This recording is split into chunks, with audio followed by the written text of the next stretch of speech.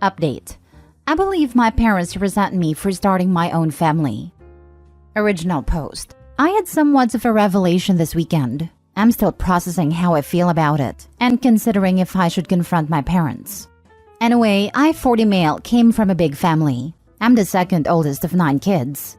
My older sister Jane is just a year older than me. There is a 6-year gap between me and the next sibling. Then my mom had a kid every 2 to 3 years.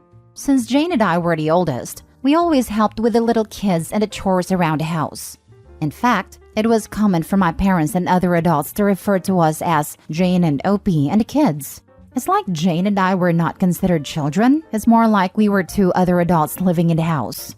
We were homeschooled, so we were home all the time.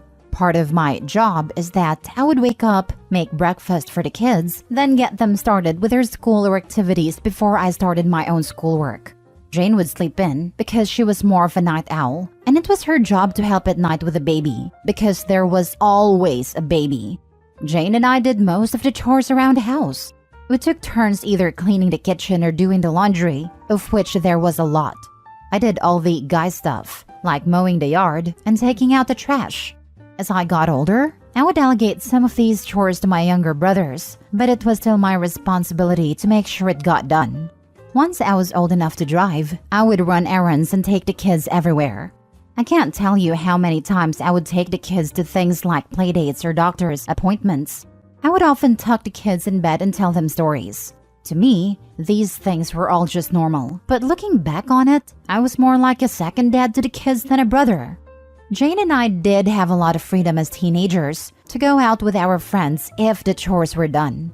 We didn't have cell phones back then. If we wanted to go out, we would just tell our parents we were going, and they didn't care, as long as we were back by the next morning. I moved out when I was 20, but I still spent a lot of time at my parents', and one of my younger siblings was almost always at my house. One brother, JJ, pretty much lived with me since he was 14 because he and our mom didn't get along. When JJ was 17, he got in a wreck and he called me instead of calling dad because I was just the one who handled those kinds of things. During all of this time, my parents always talked about how important it was for Jane and I to help with the kids because they were so busy with their ministry. I can't count how many times I had to drop what I was doing to take care of something because mom or dad were counseling someone. Sorry, I feel like I'm rambling. I hope I have painted an accurate picture of my childhood. Let's move on. I had not really dated much, but when I was 25, I met and started dating Anne. We fell in love fast and got married less than a year later.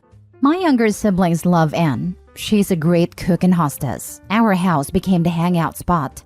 My younger siblings even started calling her Mama Anne, something they still do to this day. We have now been married 15 years and have 2 kids of our own. My mom and Jane, though, did not like Anne. Jane and Anne get along okay now, but Anne and my mom do not have a good relationship. I never understood why, but I think I have finally figured out it's because they see it as Anne having taken me away. As Anne and I focused on our relationship and started a family, I spent less and less time doing things for my parents. My dad liked Anne at first, but over the past few years, their relationship has soured. Throughout the years, my dad has made comments to me about keeping up my responsibilities. One time he called me about one of the younger kids who had gotten in a fight with my mom and said, "You better get your brother and change his attitude. It's not okay how he treated your mom, and you were going to make him apologize." A few years ago, Anne and I set some boundaries with my parents, telling them we were not going to raise or discipline their kids. Our home is always open to my siblings, but we no longer let my parents try and use us to straighten them up. My parents have not taken this well. About a year ago, Anne injured her foot and couldn't walk for a while. Just as she was getting better, I was diagnosed with kidney disease, which then turned into kidney failure. I've had several surgeries with another one coming in a few weeks. It's been a rough year, and during this time, my parents have not only refused to help, they have actively made things harder for us. Things like promising to help with our kids but then canceling at the last minute, usually because something ministry-related came up. Then recently, my sister-in-law who lives in another state had a baby, and my mom has been staying with her and helping for the past 6 weeks. My sister-in-law has said that mom is a godsend and is so wonderful. My dad has gone to help every weekend. This hurts me because my mom wouldn't give us a single night to help with our youngest when he was born. Anyway, I'm sorry this post has turned out longer than I thought it would. I needed to get some of this off my chest. This weekend, I was talking to another sister and telling her how I don't understand why mom and dad don't treat me like they do the rest of the kids. Even Jane. It's like I'm not one of their children. And it just kind of hit me that they resent me for getting married and starting my own family and leaving them to raise their own kids. Part of me is relieved to finally realize why they treat me like they do, and part of me is sad. I'm kind of scared about this upcoming surgery, and I really wish I had a parent I could talk to about it. But I don't feel like I have parents, just some people that I co-parented my siblings with.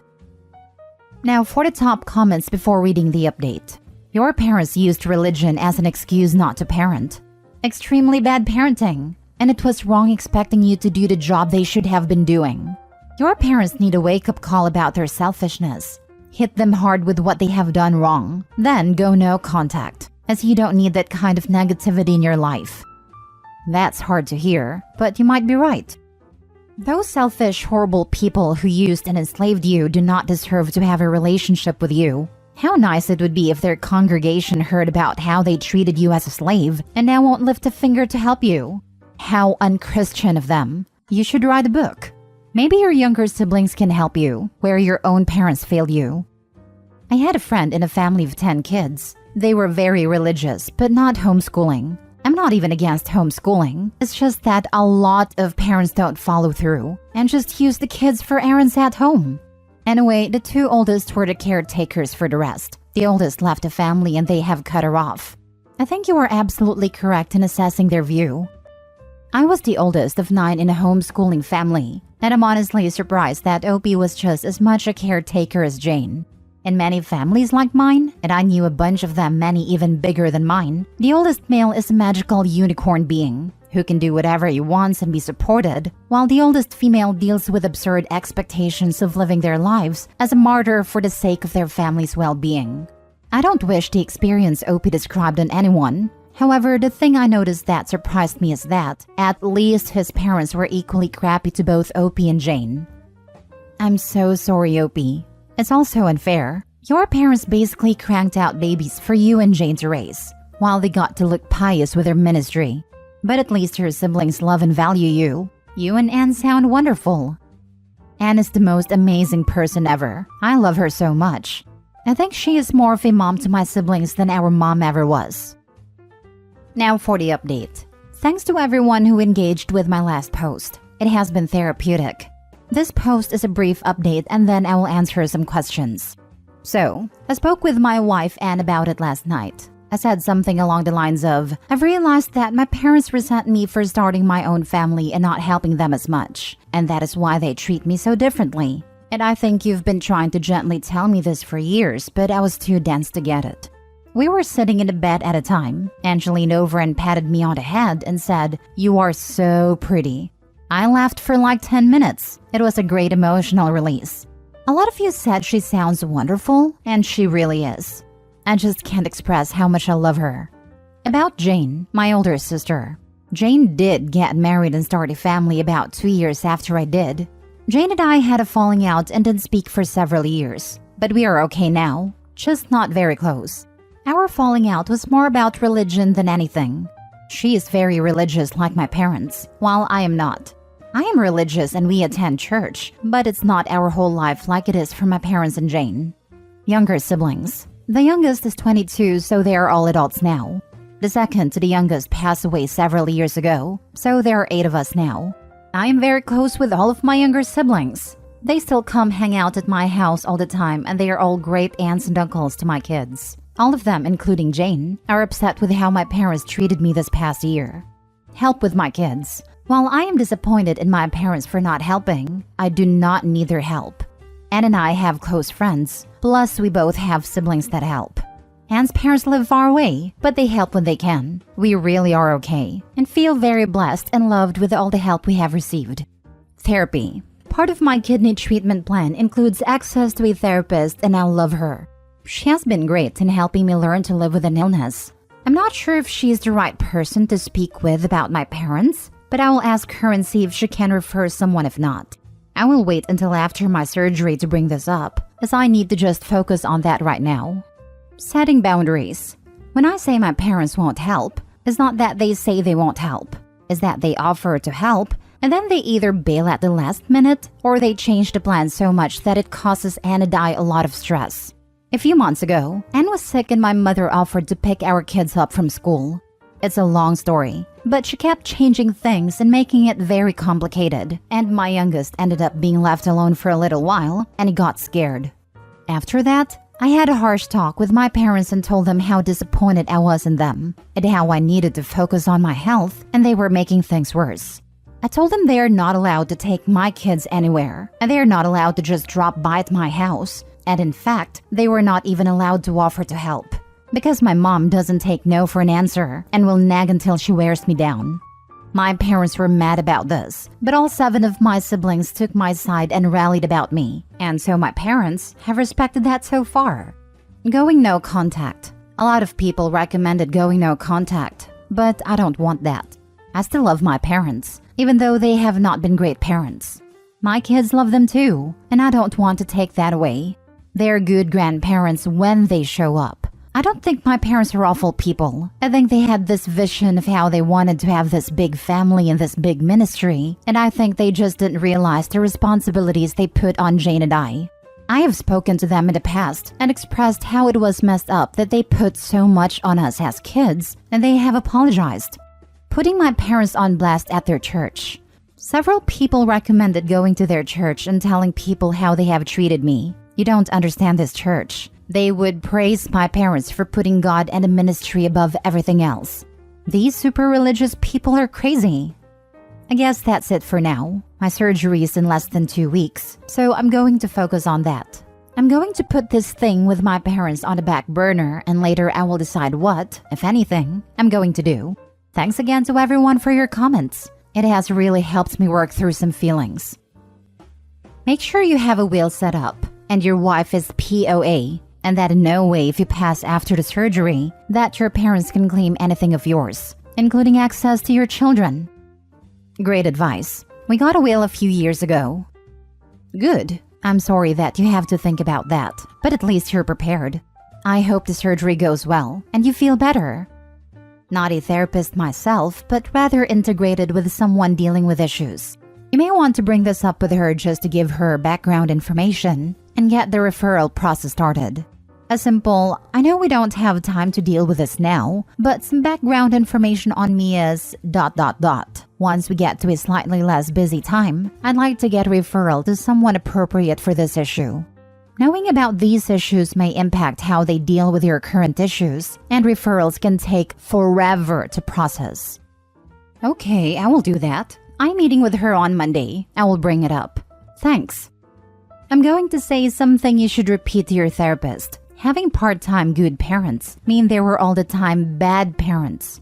Now, just repeat that to your therapist and they will understand. Let me explain. If you're a parent, you don't get time off or get to turn it off just because it's inconvenient. Think about your own life. You have a serious illness. Have you ever slacked off in your care of your kids? Probably not. It might have changed how you did things, but you were still a good parent 99% of the time. 1% for times when we mess up. I hate to say this, but those good parent moments were nothing more than show. It's a form of gaslighting. Last story. My mom invoiced me and my sister for the expenses of raising us. Our household always revolved around money, even though my mom made more than enough money and we are not struggling by any means. She complained about every single thing she had to buy for us. Everything. Food, clothes, medical expenses, toys, laptops and phones, school costs, everything. We always knew exactly how much we were costing her, and we didn't dare ask for unnecessary things like leisure activities or expensive toys or hobby supplies. We started working very young, and she manipulated and guilted us to give her all the money we earned to pay off what we owed. When I turned 18, she completely cut me off financially, but kindly offered to let me rent my bedroom out for her and sent me an invoice of every cent I've ever cost her, totaling over $700,000. She billed me for Christmas and birthday presents. She even billed me for her medical expenses for the pregnancy and delivery. and wanted me to back pay rent to live in the house from birth. She did the same to my sister 2 years later when she turned 18. We were supposed to pay her back over time, starting the day we turned 18. Both of us were still dealing with a lot of internalized guilt from her constant manipulation, so we actually did pay for a while. Aside from necessary expenses, our entire paychecks were going to her. We rented our bedrooms in her house, and she separated her food, cleaning supplies, cookware and tableware etc. from ours, and charged us to use them. She generously included the use of the household appliances in our rent. It wasn't until I was 21 and my sister was 19 that enough people had told us this whole arrangement was unhinged that we finally snapped out of it. We moved out together and have stopped paying our mom, or even contacting her at all. I'm glad you and your sister finally moved out. People like this amaze me. Why even have children? You didn't ask to be brought into this world. You owe her nothing. Did the mom have to pay back her mom, Opie's grandmother, for being erased? What kind of insane logic is this? Cripple your kids with debt from day dot is a surefire way to teach them good monetary skills later in life? Or just straight up so obsessed with money they charge everyone and anyone? Wait to set an example. Right, it seems she needs to be met with the same type of treatment. Speak to a lawyer and find out how much roughly you could sue her for damages to your mental health and emotional well-being. You did not ask to be born, nor did you ask for any presents or other things she bought. Go through the list and work out how much the therapy would be to put right the mental anguish she has caused you over the years. Find out what your state says she should provide you with for the 18 years, and find out where you stand exactly. Then present a united front to her with a parcel of documents for her to digest at her leisure. I would put money on the fact it could be over the $1 million mark. Watch her face fold and tell her to have a nice life. We will call it even. Every time she has said things like that, she has taken a toll on your health, and within the law, she could be made to pay.